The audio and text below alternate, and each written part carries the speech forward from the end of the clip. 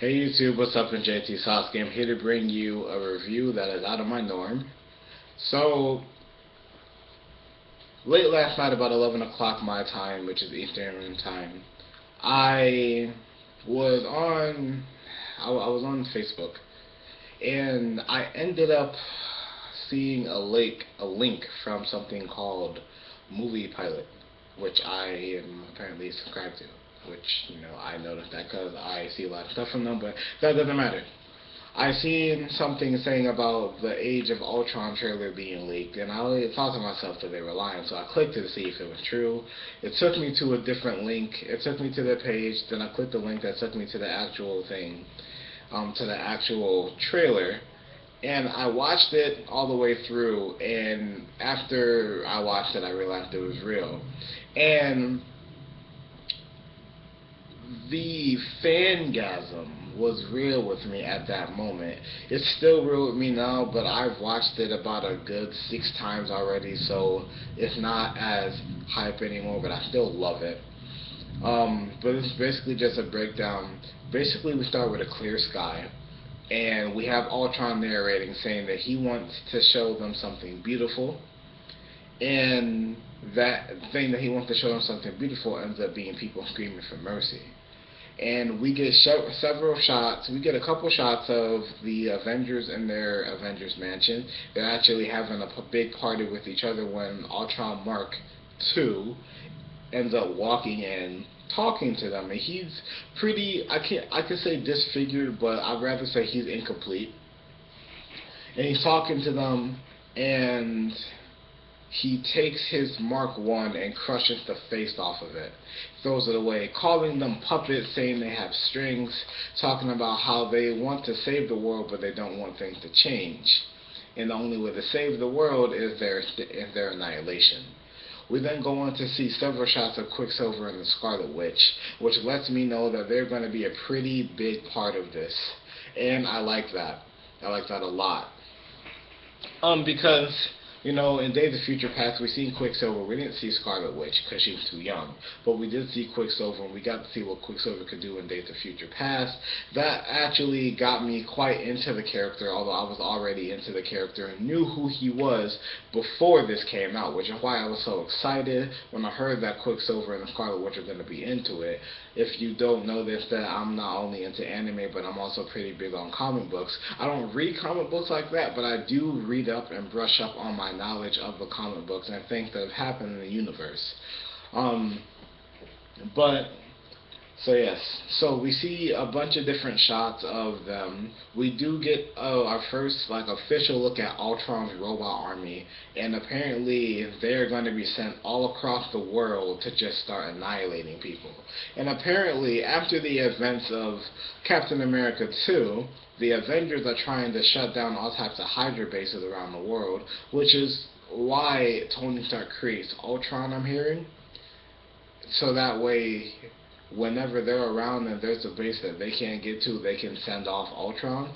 But eventually, as we all know, Ultron ends up going haywire. Now there's this clip where Ultron's hand can be shown and it being melted in hot metal.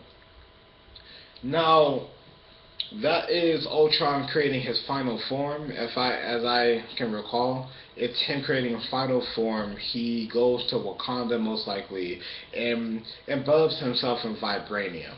Now, in all actuality, the Ultron is really made of adamantium, but because of the rights to mutants and all that other stuff, they can't use adamantium.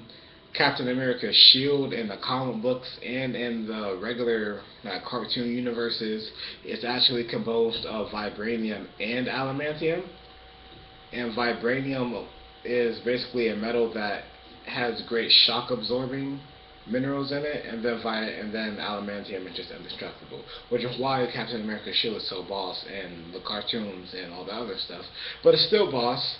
But moving on, we see a lot of different clips. We do see the Avengers taking battle formations. We end up seeing different poses of Black Widow, and one she's coming out of the Quinjet. on a motorcycle. That is boss as fuck. That is probably the bossest Black Widow scene we will ever see in our entire lives. And then we will also be able to see that Bruce Banner, that Bruce Banner and what is her name? Black Widow. Yes. Sorry, I lost my train of thought.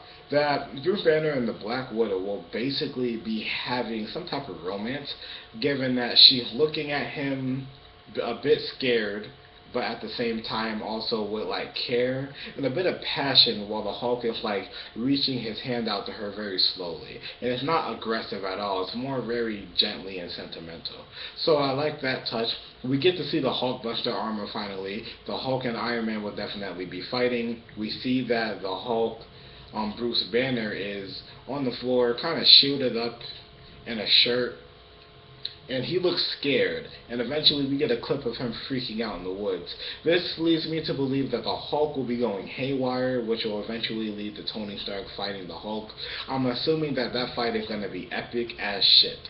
I hope it is. I've been honestly, ever since I heard that they were using the Hulk Buster armor, I was hoping that they would actually, use it against the Hulk, and I'm glad that they are.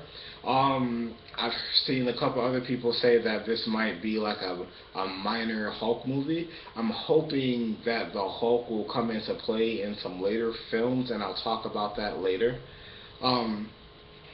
But as far as I know, Ultron will basically be, throughout the movie, he'll be upgrading himself to his final form, and eventually he will create an army and try and destroy the world, which will lead the Avengers to fight him.